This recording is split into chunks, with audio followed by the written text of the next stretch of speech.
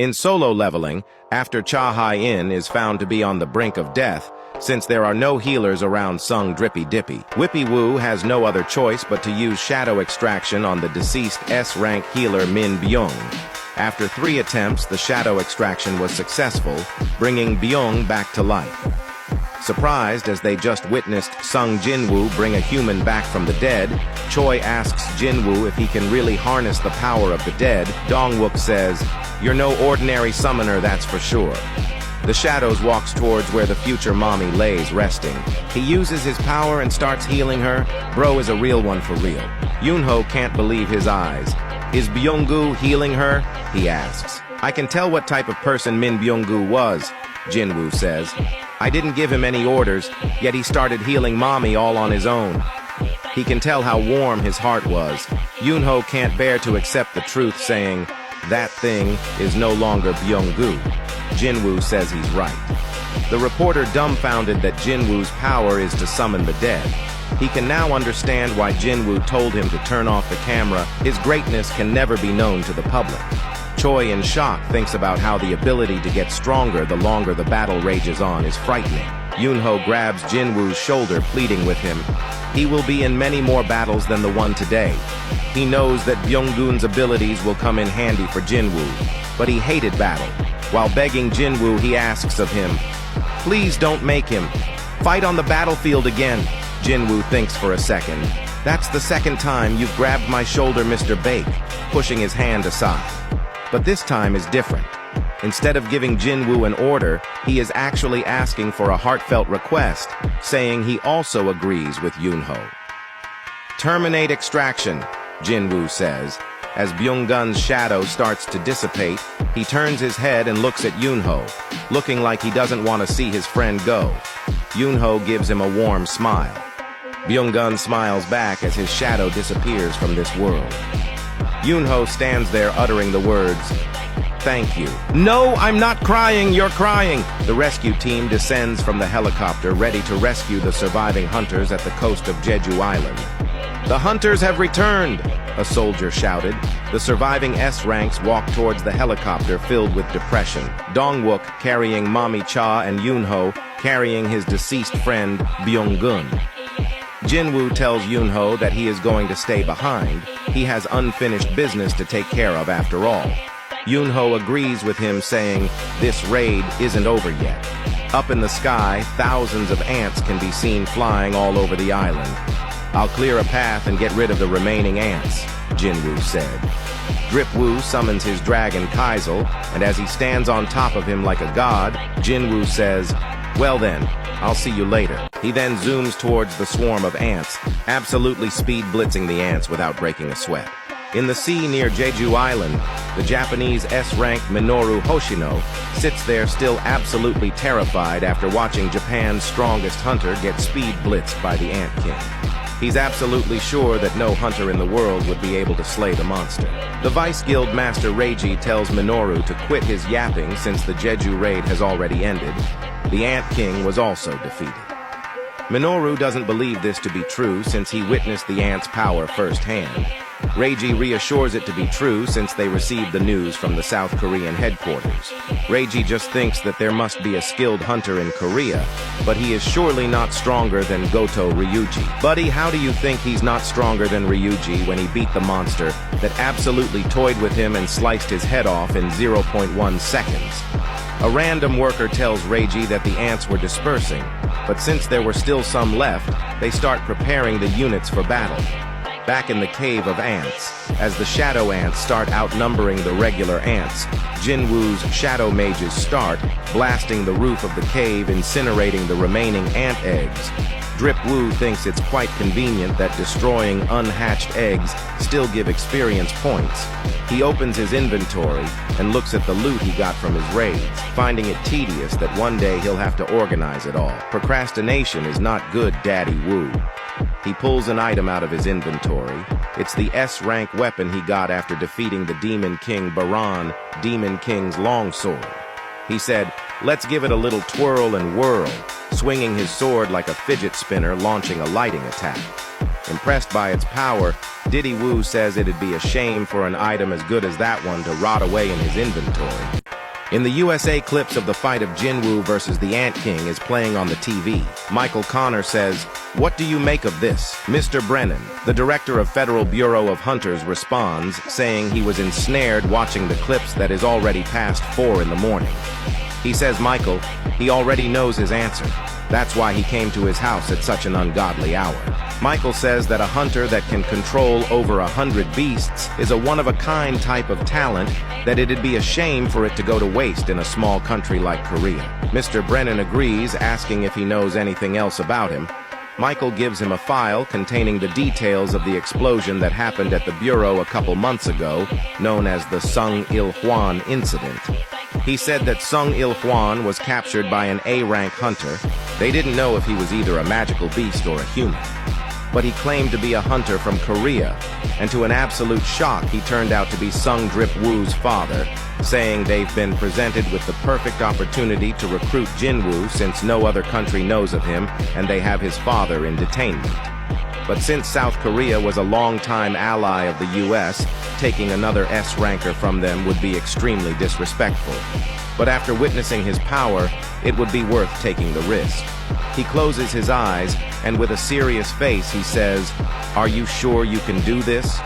Michael responds, saying he will give it his best shot.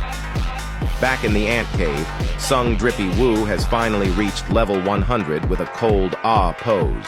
Finally, shadows start exuding from the dead Ant King's body.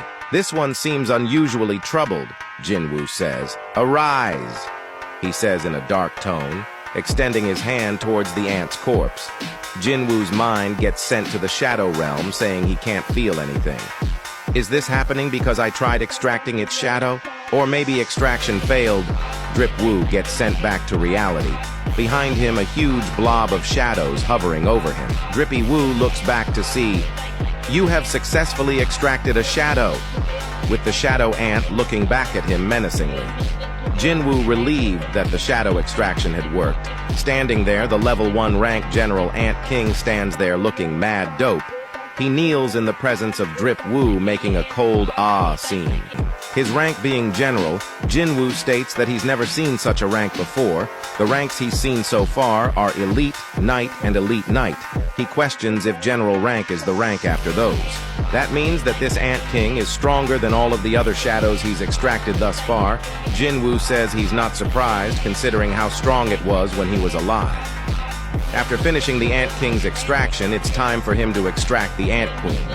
But then Drip-woo hears a voice behind him. "My king, please give me a name," the Ant King asks while kneeling.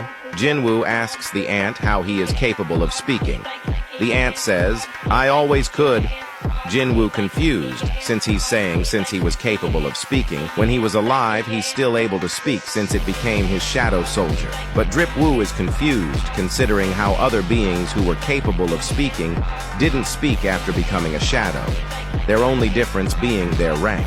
Maybe his other shadows will be able to speak once their rank increases, JinWoo thinks. "I was the one who killed you. Do you still wish to follow my lead?" JinWoo asks. The ant responds, saying he was not killed by him, rather it was through his power that he was allowed to be reborn. "Happiness overflows within me," the ant says. "I will follow you for the rest of eternity, my king," the Ant King says while kneeling before Daddy Woo. "Please bestow upon me a name." Drippy-woo agrees that it'd be weird to just call him Ant or Bug. He should have a name that differentiates him from the other ants, JinWoo says. Suddenly remembering the name of the author that had written the novel The Ants, he decides on his name. "Biru. Your name is Biru," JinWoo says, standing coldly before him. "Thank you, master," Beru answers. Having finished the Ant King's extraction, it's now time for the Ant Queen. "Erect!" A shadow starts coming out of the Ant Queen's corpse. The extraction was successful, the ant's rank also being general. The shadow ants start going berserk. JinWoo can feel his bond with the ant soldiers getting weaker. He asks Beru to explain what just happened. He responds by saying that the queen has the inherent power to rule over the ant colony, realizing that as long as the queen was alive, she had the right to rule over the ants. Drip-woo asks why the queen's mana had decreased since becoming a shadow. Beru says that since the queen's magical power was mostly used for reproduction, and since she had lost the capability to reproduce, that's the reason why her mana decreased. JinWoo realizes that the queen is basically useless for battle. JinWoo thinks for a second and says, "There's no need for two commanders," as he terminates the Ant Queen's extraction. Since the shadows were collecting the essence stones that dropped from the dead ants, JinWoo told them that they didn't need to collect them, saying all those stones were going to be used to reconstruct the island's infrastructure and compensate for the damages.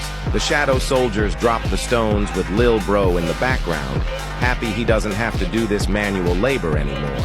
JinWoo says that the one essence stone that he got from Beru's body will be more than enough for him. What a selfless guy. Though he's finished all of the ants in the cave, killing the rest of them is really going to be a pain in the ass. Beru says to Daddy Woo, "Master." He says that he can feel the enemy ants having a difficult time navigating the skies since they do not have a leader.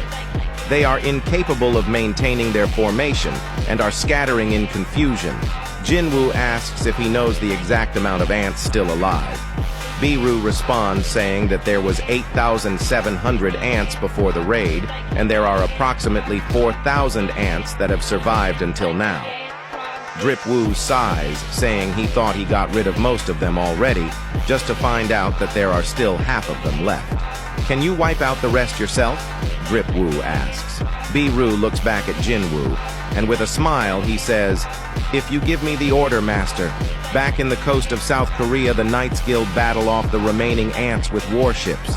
Mages attack, destroying multiple ants at once, causing a big explosion in the sky. All the guilds in Korea prepare to fend off the incoming ants. The Hunters Guild, the Fame Guild, and the Fiend Guild. Dude over here absolutely shaking in his boots right now. Bro over here completely disappointed in him.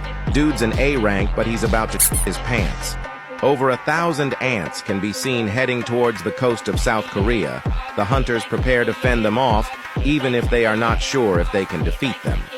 As the ants were about to make impact, Song sees something in the distance. A beam of light comes flying from the sky at immeasurable speed. Yuhi cannot believe her eyes, neither could Song. "What incredible speed," he says. "What is this thing that is absolutely blitzing the ants?" they wonder. Thousands of ant soldiers started scattering out of Jeju Island. The efforts to exterminate the ants in the southern regions of South Korea carried on for 2 days straight, involving all the top guilds. The ants flew so far that they even reached the coast of China. After not being able to sleep for 2 days, the second wave of runaway ants are within shooting distance. The lieutenant orders to fire at the ants, but the captain said, "No, hold on, let him cook." China's top S-ranker Liu Zhigang stands before the ants that are swarming towards him. He pulls out his twin swords while saying, "I'm gonna make every single one of you sink to the depths of the ocean."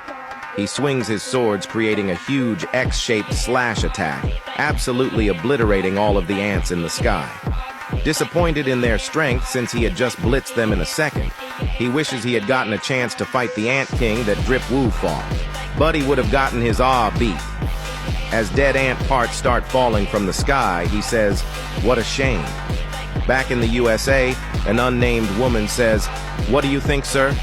He responds by saying that Mr. Hwang, the S-ranker who left Korea for the USA, and Sung JinWoo have one incident in common, and that's that Hwang believes that our innocent Drippy Woo killed his older brother and wants revenge. He asks if that's really what their relationship is like. She believes it to be the case. Considering the events, it'd be hard to meet him in person. It's really too bad. Thomas Andre Guild, master of the Scavenger Guild, says, in disappointment. Laura, his secretary, asks, "What will you do if the two of them get in a fight?" Thomas laughs, saying if she really did not know him.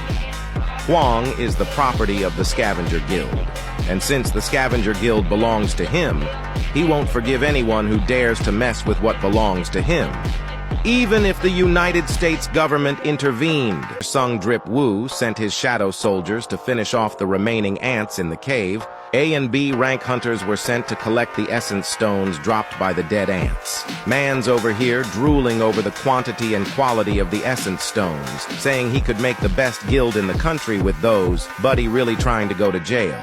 Jong-soo, their guild master, says how the place was wiped clean and he doesn't sense any mana left, they should all just relax. But then an ant comes out from hiding. Oops, one of them was hiding, Jong-soo says, while slicing the ant's head off clean. Nonchalantly saying that there might be a few stragglers, but to not worry since they are here to protect them. Jong-soo says to the civilian workers, they are definitely nervous. Yoon-tae spots something in the distance and nervously calls for Jong-soo. What's up? A regular soldier also sees something in awe. Who goes there? The soldier in the back screams. A huge beast of a man, Broly-looking MF, starts walking out of the shadows. Since the only people who should still be on the island are the soldiers and the agents from the association, Jong-soo nervously asks, "Who are you?" In awe by its appearance, Yoon-tae questions if that's even a human. Bro, over here ready to shoot on sight, says, "You are currently trespassing a restricted area.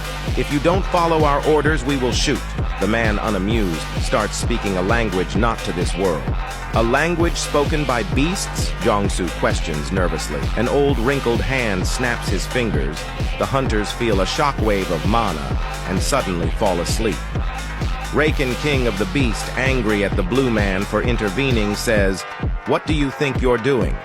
He responds by saying that there is no need to cause a commotion in the human world yet, and has only put them to sleep for the time being. Blue man asks, "Did you check?" Raken responds saying he's positive it was his power.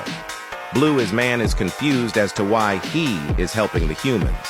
Raken responds saying nobody knows what goes on inside his head, but if he's curious, he should go ask him himself. Annoyed that the corpses of the rotting ants reeked, the blue man said, "Just imagine if that woman had witnessed this, she would have thrown a fit," referring to Quarayshaw, the queen of the insects. She is a baddie, though not gonna lie.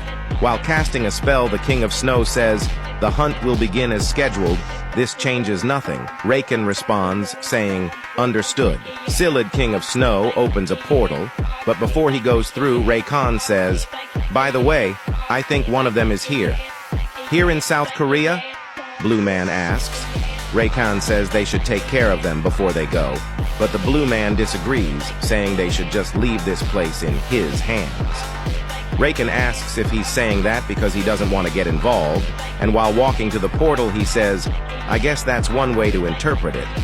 As the portal closes, he says, "You can think whatever you want." Blue man is obviously scared. Raken calls him a coward. While staring down at Jong-soo's unconscious body, Raken says there really isn't a good reason to make things more troublesome. He opens a portal with his claws, walks through it, and it closes behind him. For the conclusion of the Jeju raid, Sung Drippy Woo walks down the aisle drippy as always with a flower in his hands. He was all anyone could ever talk about, becoming the hottest topic on the media. Some people found it hard to believe he could summon that many beasts. Other people thought it was awesome. Watching Sung Drip Woo's beasts fight the ants cured my 10-year battle with cancer. Other people glazed him, rightfully so, and other people saw him as a hero avenging them.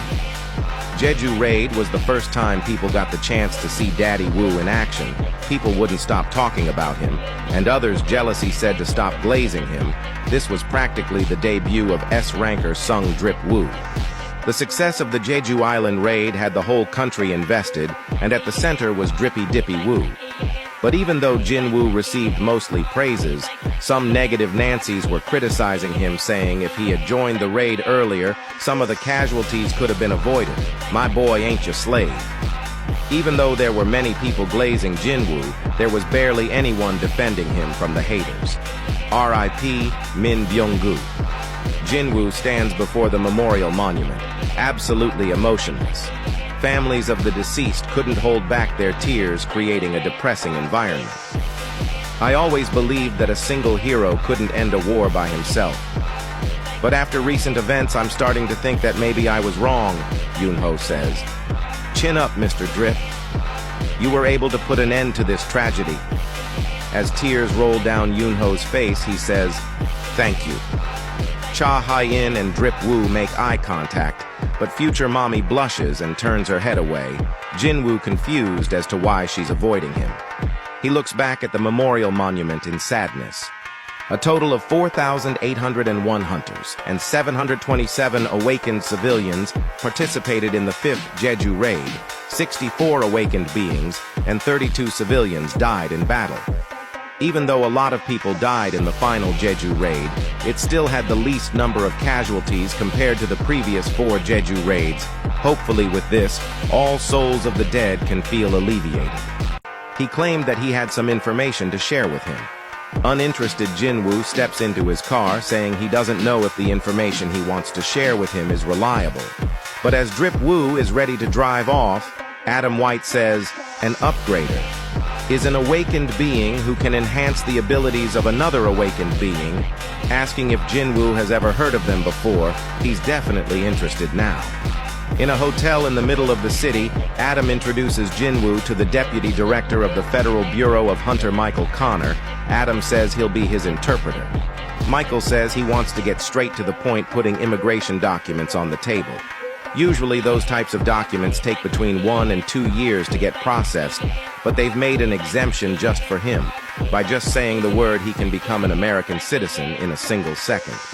Unamused, JinWoo says he only came here because he was told they had some interesting information to share with him, asking if it's really possible to upgrade Hunter's abilities.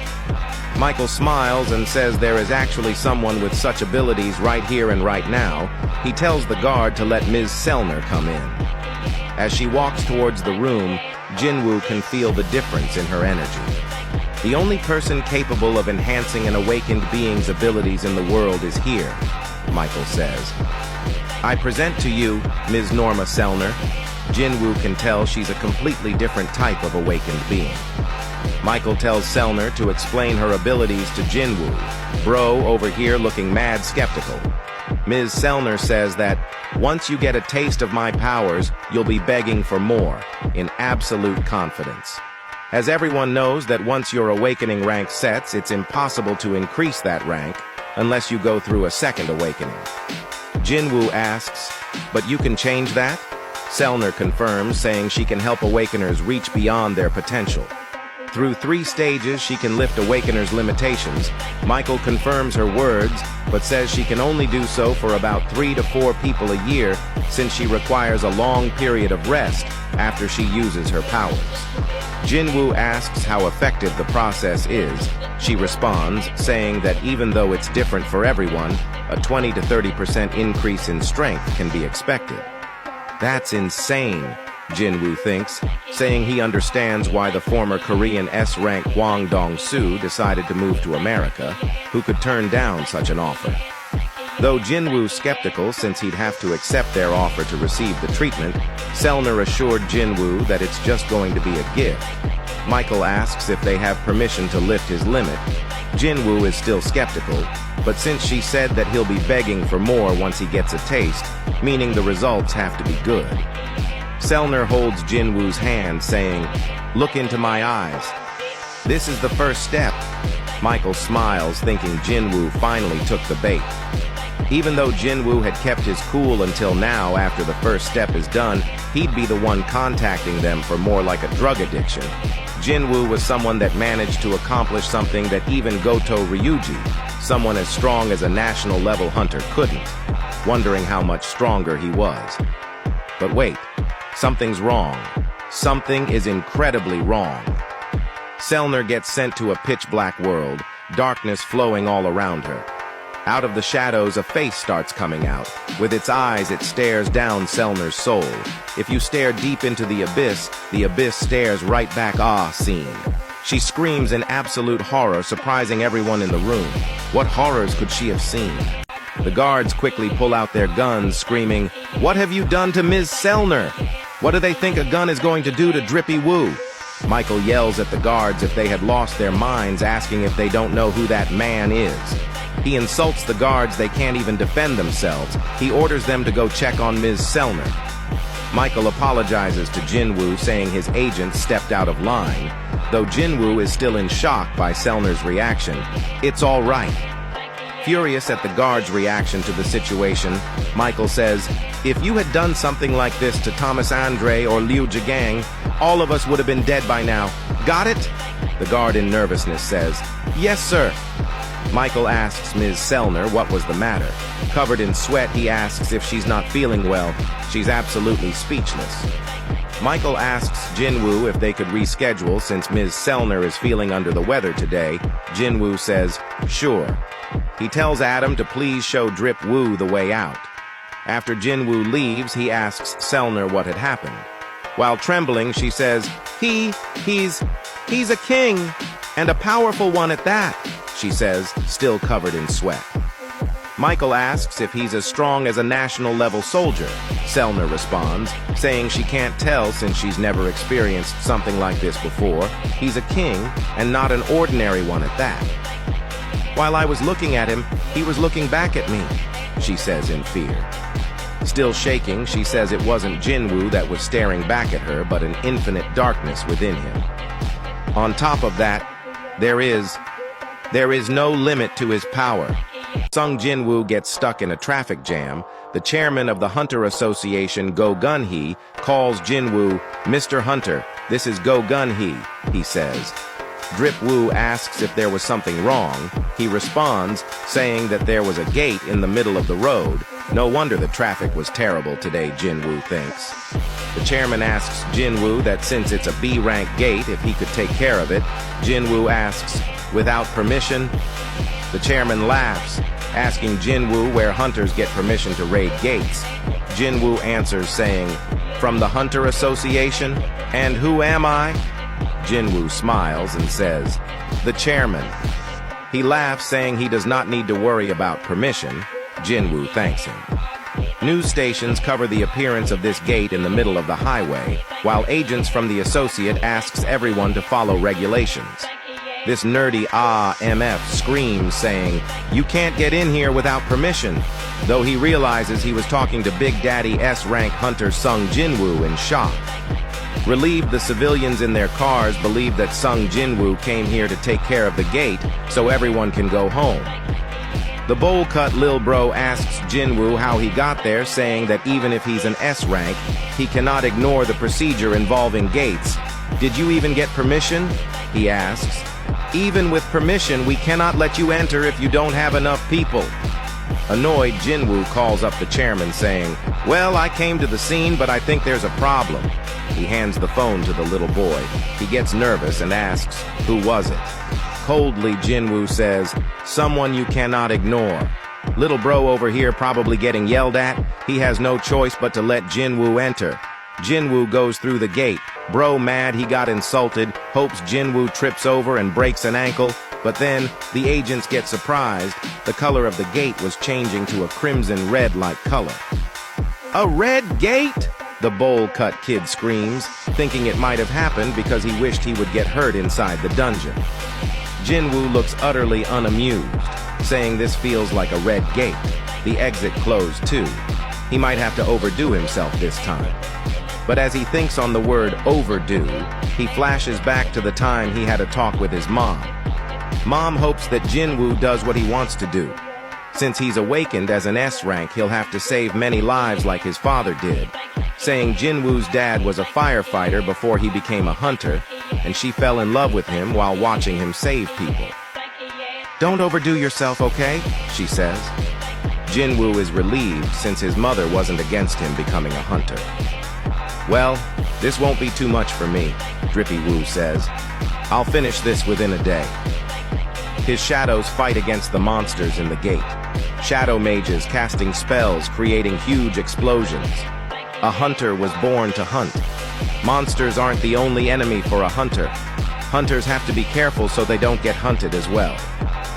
Their position can change at any time. So first-rate hunters have to be even more careful not to lower their guards. Even if there are hundreds or thousands of hunts, the hunt will never end. A hunter can be seen gasping for air. He's the A-rank hunter James, who had captured Sung Drip Woo's father inside an A-rank gate. He asks, "You? What the hell are you?"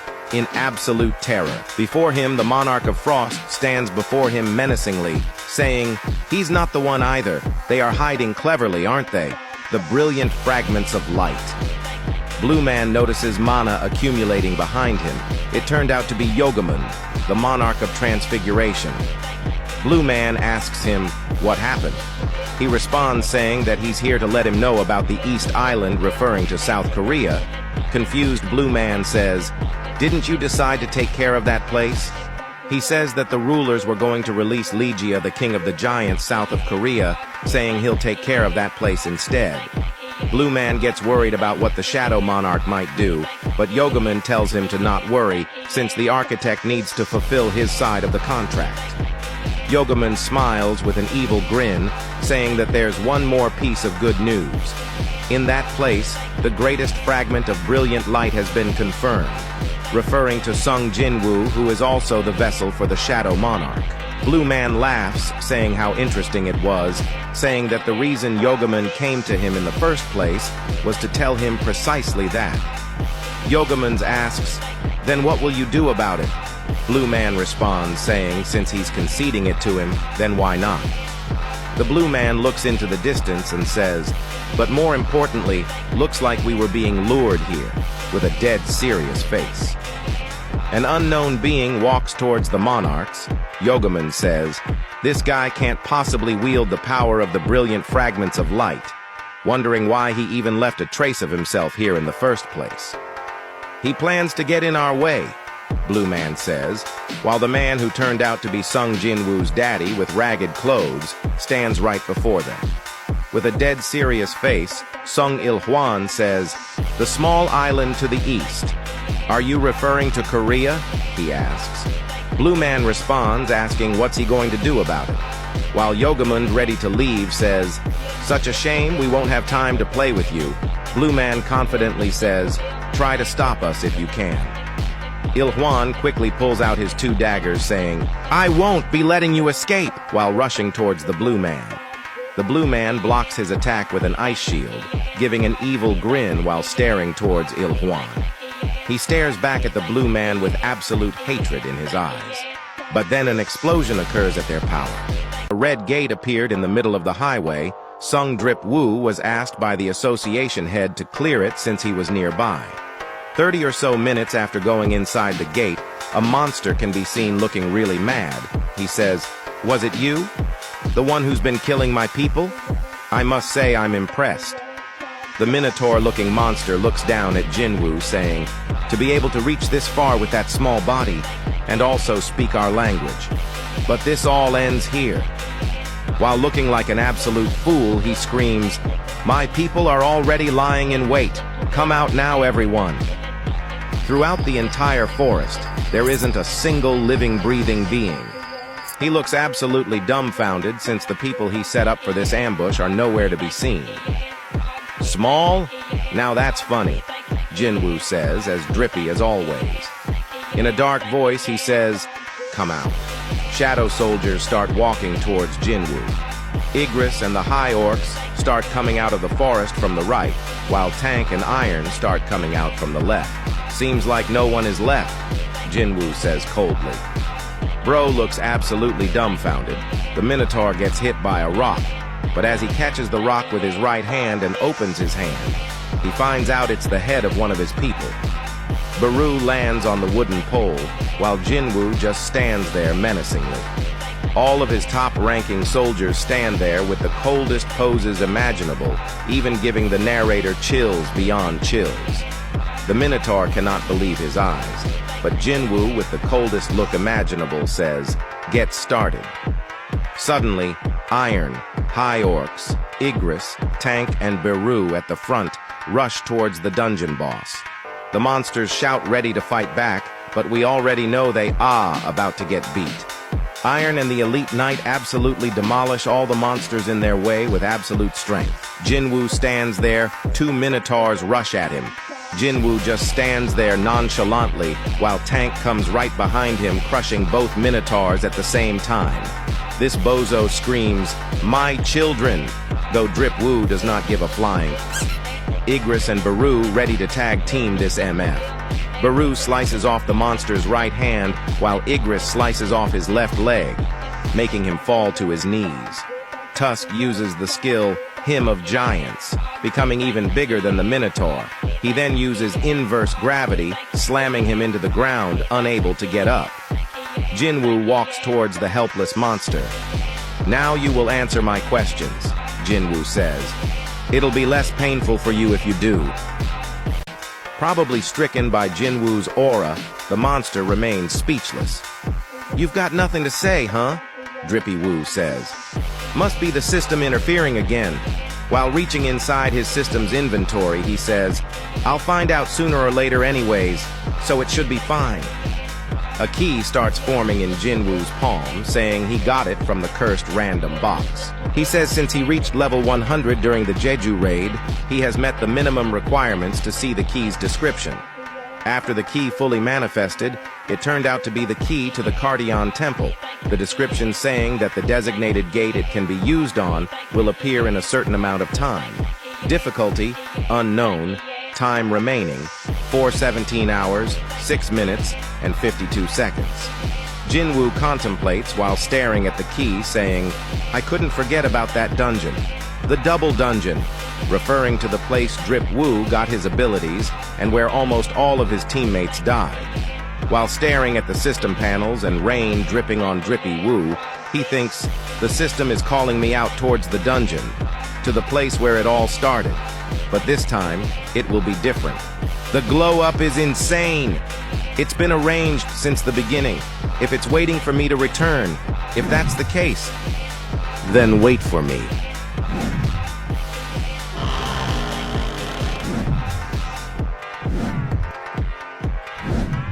I'll be coming soon. Ho can be seen peacefully dealing with people slandering Daddy Woo's name, sending complaints after getting sued and crying like kids won't work, he shouts. After suing them all, Jinho is absolutely beat, saying, "I managed to single out all of the groups that are slandering my big papa." JinWoo appears out of thin air, saying, "You sure are working hard." Jinho is shocked, since he didn't even feel his presence. He comes and goes without making a sound.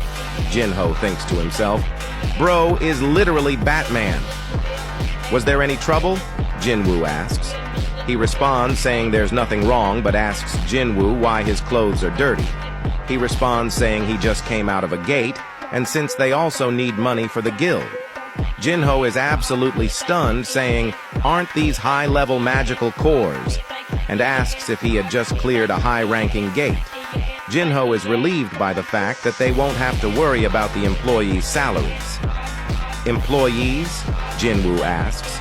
Jinho responds, saying if he doesn't remember that they need one more member for their guild. "Ah, you said that we need 3 founding members, a guild master, vice guild master, and a third member," JinWoo says. Even though they just need a third member to meet the requirements, it'd be good to choose a member who is sincere and can work with them, JinWoo says. He asks if that was all, but Jinho says that there's one more urgent thing to take care of. "Huh?" Drip Woo looks mad confused. With a dead serious face, Jinho says, "The name for our guild." JinWoo looks disappointed, saying he thought it was actually something really serious. Jinho shouts, saying that it's a really important matter. Jinho starts brainstorming name ideas for the guild. Maybe the name Sung Yu could be good, though Yu Sung rolls off the tongue better, but Jinho could never put his name before Daddy Woo. Maybe Woo Ho or Jin Jin could be good, Jinho thinks. "How about solo play guild?" JinWoo says. Jinho looks dumbfounded. "After all, it's a solo player guild," he says. "Was that supposed to be funny?" Jinho thinks to himself, but JinWoo is dead serious. Jinho finds it surprising that there's something JinWoo is not good at. He is human, after all, he thinks. Suddenly, someone starts knocking at the door. Jinho asks, "Who is it?" He opens the door slightly, the mysterious person asking if this was Daddy Woo's guild office. "Yes, it is, but who?" Before he could even finish his sentence, Jinho is absolute shocked at who it is. "It's future Mommy Cha." "Hunter Cha, what are you doing here?" She struggles to make the words, but she responds saying, "Your guild, I'd like to join it," while looking like an absolute baddie. JinWoo asks if she could clarify what she just said. Mommy Cha restates that she would like to join Daddy Woo's guild. JinWoo looks mad confused. He asks if the association chairman asked her to do this, or if she was kicked out of the Hunters Guild, though she denies those claims. JinWoo looks dead serious while saying, "Then why would you want to join my solo play guild?" Mommy Cha gets absolutely taken aback, asking if the guild's name really is Solo Play. Daddy Woo responds, asking if she had a problem with the name since he and Jinho agreed on the name together. Jinho is absolutely shocked, shouting that the name was never decided in the first place, and if he had forgotten the names he suggested. JinWoo is confused, saying, "You didn't say anything, so I thought that you agreed." Lil Bro is still shocked, stuttering on his words. Mommy Cha sits there appearing blushingly nervous. JinWoo can sense her pulse breathing and expression seem off. She's pretending to be calm, but she can't fool me. JinWoo, suspicious of Hunter Cha, is contemplating on why she is trying to join his guild. Since she recently awakened 2 years ago, JinWoo says that he assumes she still has a contract with the Hunter Guild. But Mommy Cha responds, saying she has enough money to pay the penalty.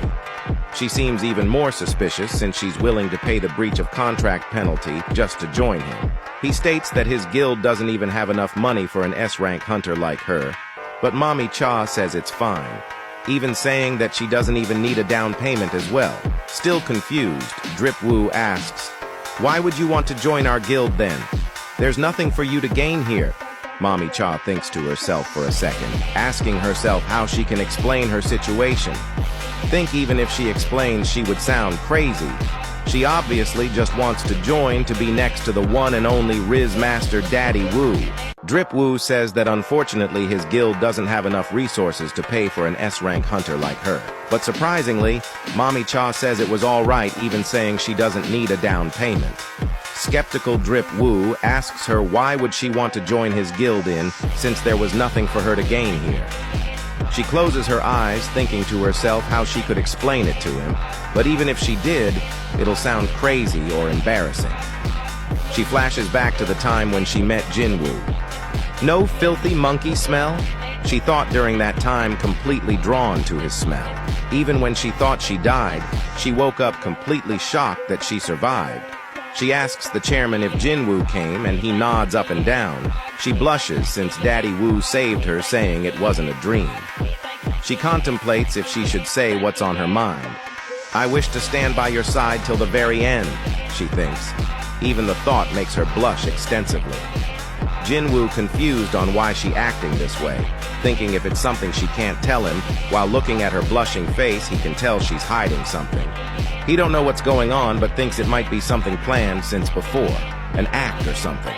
"So you won't answer me?" JinWoo asks. "Comfortably." "I want to live comfortably," she responds. Jinho whispers to JinWoo, saying how hard she must have been pressured by the hunters to be able to say something like that. They still think she was sent there from the association, not of her own will. JinWoo pities her since she's only 22, 23 years old. The burden of being an S-rank hunter must be hard for her. He empathizes with her situation, and by trying to help her, he says there is an entrance test for her to be able to enter his guild. Mommy Cha is surprised, saying that wasn't in the recruiting notice, but JinWoo responds, saying that Jinho must have made a mistake since it's a new rule, and asks Jinho to go get them some drinks and snacks. "What kind of test is it?" Mommy Cha says. JinWoo is surprised she is still trying to join the guild after finding out there was a test. Is she being serious or just plain stubborn? JinWoo thinks to himself. JinWoo says the test is being able to win against one of his shadow soldiers. Cha is disappointed, saying if his evaluation of her in his eyes really that low, but JinWoo responds, saying that just for her, he'll use his strongest summon. Though a bit nervous, she says, "Good." He responds, saying that she must first pass the entrance test for their guild, the test being to be able to beat one of JinWoo's shadow soldiers. Filled with determination, she asks, "Which summon is it?" With a rizzing smile, JinWoo responds, saying, "For you, Hunter Cha, I'll pick the strongest." Though she gets a little bit nervous, Mommy Cha says, "Good." After asking when the test was, JinWoo responds, saying they should do it now in the association's gymnasium. This made it the perfect chance for JinWoo to test if his shadow exchange skill could be used to move two people at the same time. "You don't have to leave," JinWoo says, confusing Mommy Cha, saying they can use a shortcut, but they need to stay close together for a little bit, reaching behind her. Shadow exchange. Drip Woo, the Riz master that he is, hugs Mommy Cha to his chest. Shadows envelop them as they are pulled to the floor. Jinho comes back with his snacks just to find an orc in the room staring right at him. While frozen, the orc snatches his snacks from his hands, eating them in a single bite. In the gymnasium, the lights turn on. "We're here," JinWoo says. She's in utter shock as to how they were able to teleport from the guild office to the gym. "I was right," JinWoo thinks to himself, explaining how the shadow exchange skill is like a gate since he could move a person through it. Even though the cooldown is 3 hours, using the skill to create a gate would make it possible to move around the world. Mommy Cha says she had left her main weapon behind. "Ah, that pickaxe?" JinWoo responds. She blushes at the fact that that was the first weapon she had used in front of JinWoo, saying that of course that's not her weapon. He laughs, saying he was just kidding. Though still blushing, she says that there may be a weapon worthy of her momminess in the storage room, unlocking the door with her card. Of course the weapons aren't that good, but at least they are suitable for practice. "I'm ready now," she says, while wielding a long sword with her hand. JinWoo asks if she would really use that sword since it's not really the type of weapon she usually uses. But she responds, saying it doesn't matter since monsters fight on their own terms anyways. "You're right. If I call an ordinary soldier, it would easily be shred to pieces," he thinks to himself. He then calls for the one and only Igris and says that, "Among my soldiers, he is my best swordsman."